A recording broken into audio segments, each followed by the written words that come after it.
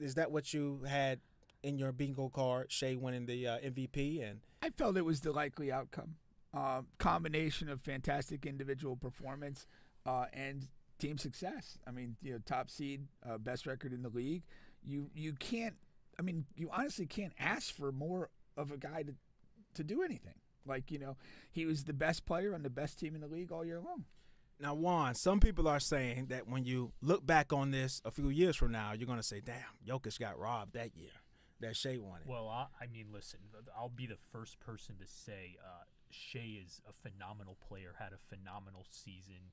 Part of me thinks, actually, all of me thinks that this should be Jokic's 5th straight MVP. Whoa. And you're going to look back at the greatest statistical season in the history of the league. Whoa. And Jokic would not have won it, or he won't win it because people are tired of voting for him. Let's I got two things I want to talk about, but first let's get to the news of the day, because Shai wins the MVP. Okay, Juan just kind of alluded to it here. He wins the MVP. Joker comes in second. And Nikola Jokic of the Denver Nuggets come in second. Giannis comes in third, man, from the Bucks. So, number one, is that what you foresee? Is that what you had in your bingo card? Shai winning the MVP, and I felt it was the likely outcome.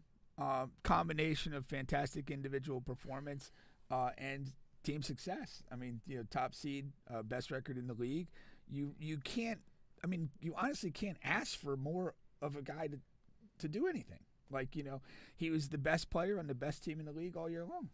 now, Juan, some people are saying that when you look back on this a few years from now, you're going to say, damn, Jokic got robbed that year, that Shai won it. Well, I mean, listen, I'll be the first person to say Shai is a phenomenal player, had a phenomenal season. He had a great season. Now, part of me thinks, actually, all of me thinks that this should be Jokic's 5th straight MVP. Whoa. And you're going to look back at the greatest statistical season in the history of the league. Whoa. And Jokic would not have won it, or he won't win it because people are tired of voting for him. Just like what happened with Jordan back, when Karl Malone won the MVP. And again, that's no slight against Shai. Shai had a great season, and he would, if Jokic didn't have the greatest statistical season in the history of the league on a team that was inferior, obviously, because the Thunder beat the Nuggets in a 7-game series. That doesn't mean they were inferior. They went to a game 7. Jokic got shut down by a guy that's 6'2". He's actually happens to be white, and that's what happened. I mean, he were in a game 7. He didn't get it done, and I'm glad we went here, because over the course of the NBA, we trash some guys, then the guys we like we don't say anything about, and that's so fucking weird. Like, Jokic is a hell of a player. But when he doesn't show up in a game 7, you can say it. Why aren't anybody saying anything about that? Yeah, we saw him get shut down by a 6'2" Alex Caruso. We saw them forcing him, trying to get in the paint because he's a center and he was being guarded by a point guard. And you think, okay, yeah, get in the paint and do something. He was unable to do anything. And then after the game, we say, oh, man, OKC was just a much better team here. No, the problem. Jokic needs some help. The problem with in a 7-game series, Denver was able to overcome 2 really bad games by Jokic standards, and they went 1-1. Mm-hmm. And the problem with Denver was Aaron Gordon was their 3rd best player in game 7 on one leg. He literally went out there with an injury that sidelined Curry for 2 weeks, and he went out there and gave it a go, and he was effective. Like, Christian Brown was really good, but everybody else was a minus. Like, Westbrook, I want to see his DraftKings account, because that man was selling the whole series. I mean, and listen, the reason that the Nuggets were in the position they were in is because Michael Malone insisted on playing Westbrook over Tim Pickett, and his successor made the same mistake. When it was time to get off Westbrook, he wouldn't get off of him, and that is something because of the that energy he brings. I guess you can kind of get tricked into that because you're thinking in a playoff, and you need those very energetic moments at time in a game, and you feel like he can provide that. And then the other guy's like a rookie or second-year player. You could easily fool yourself. Like you the can energy, easily fool yourself. That's what I'm saying. You also you're telling yourself this is an experienced guy. Yeah. He's been in all these different situations. It's Game 7. He'll know how to respond. Yeah. It's easy to kind of talk yourself into certain decisions, and it takes some real mental strength to be like, no, this ain't. We're not going down this road. I'm going to lose. If I'm losing, I'm losing some other way. I'm not losing this way. But the move, I mean, again, there's a myriad of reasons why the Nuggets lost that series, and in particular Game 7 by 32 points. But the Westbrook train hit, it hit its peak in Game 5, and it didn't get any better in Game 6. And Game 7 was just a complete disaster. Like he went in there, and I love Russ. Russ has had he's a first ballot Hall of Famer, obviously one of the best players to ever play this game. But when something's not working, you have to find something that does. And I felt like Jamal Murray was not effective. Russ was not effective, and Michael Porter Jr. I don't know what Porter you do was with him. not good. I know they're saying his shoulder's messed up, but he's had what, 3 terrible playoff runs in a row? I mean, like consecutively. Yeah. At some point, I wish David Adelman would have went to his bench, because that's the reason that they hired him, because Mike Malone played 7 or 8 guys, and they wanted to try to develop and see what they had more on the end of that bench, and he just refused. But developing and going for a championship run are 2 different things, man. I mean, like we saw J.J. Redick. What's funny is because before the playoffs, I was sitting here, and it was myself, Pink, and our guy Tony. Damn, I'm glad I remembered his name.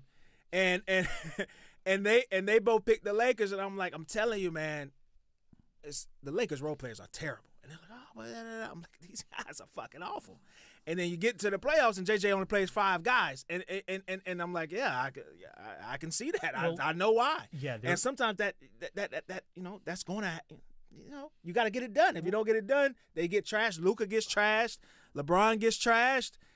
But here goes Jokic, and we're blaming the players. Yeah, I don't understand the difference. There has to be a middle ground. Who's though. blaming though? I don't know. Nobody's blaming Jokic. Nobody.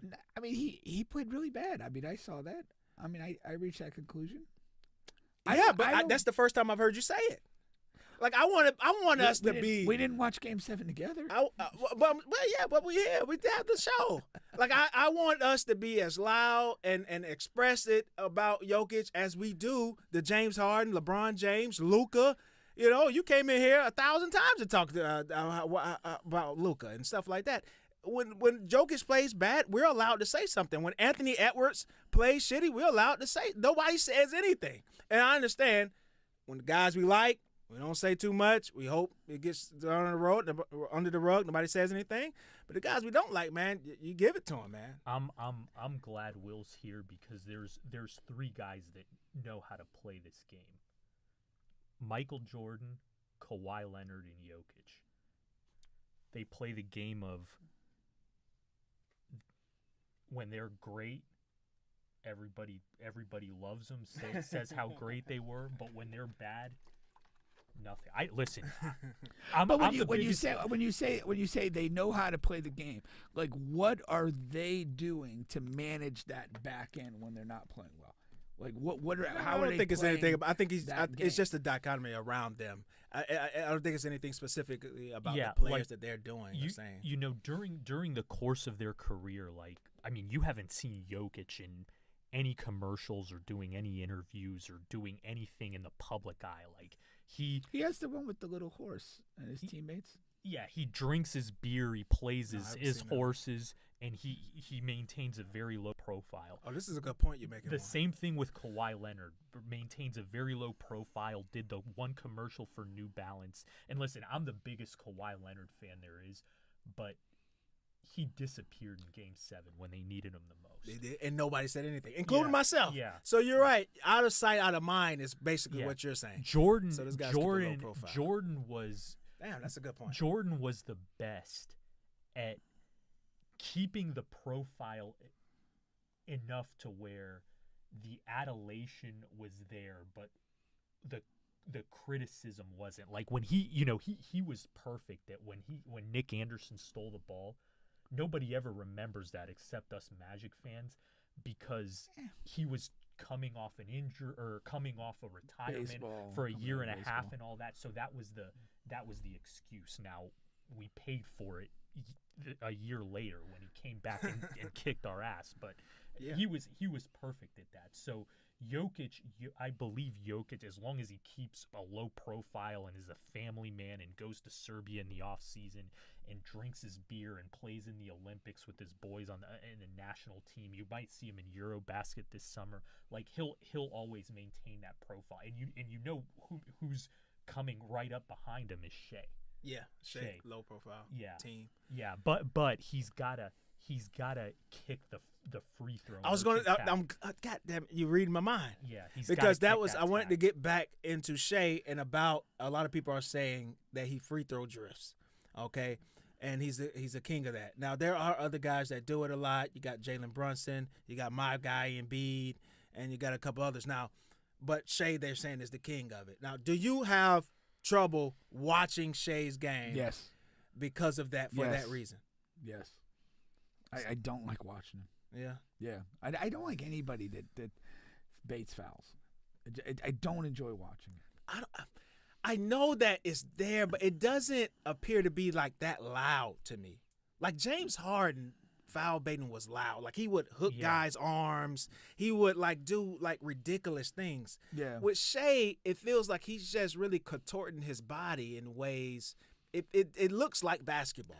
It doesn't look. It's all crazy. very clever. I mean, he has I always hated James Harden, but I had to concede. I mean, he almost essentially mastered offensive basketball. He put you in so many bad situations where whatever you did, the answer was wrong.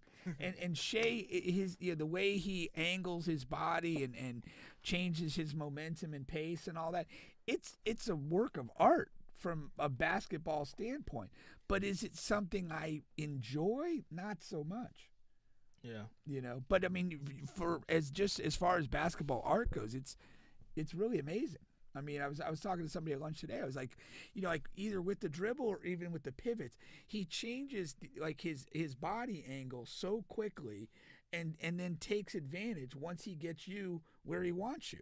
And then you're in this position where you're in recovery mode, and if he feels comfortable with the shot, he takes the shot. If he's not quite comfortable with the shot, he'll carry it a little longer until you foul him. Yeah.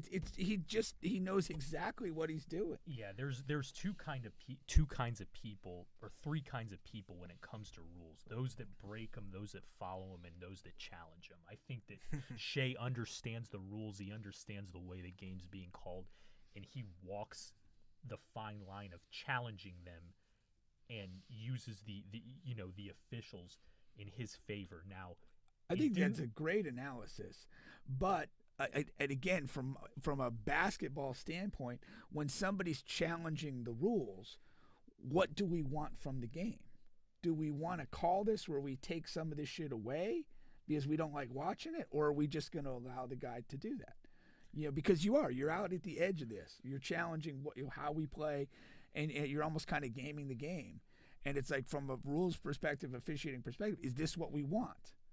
Or do we want to kind of change this a bit? Well, I'll tell you what was very problematic for Minnesota before Game 1. So I'll tell you the one thing that NBA officials hate the most is when coaches and players go out of their way to publicly talk about the job they're doing. there were two approaches to this series. Minnesota Coach Finch was very aggressive in talking about how the series should be called, how Shai gets away with certain things, and Anthony Edwards should be allowed that same, the same leeway. Correct. And there was Oklahoma City Coach Daigneault took the very diplomatic approach to we adjust to the way the game is played. We can't control the way the officials are calling the game, and we just have to adapt to it the way that it's being called.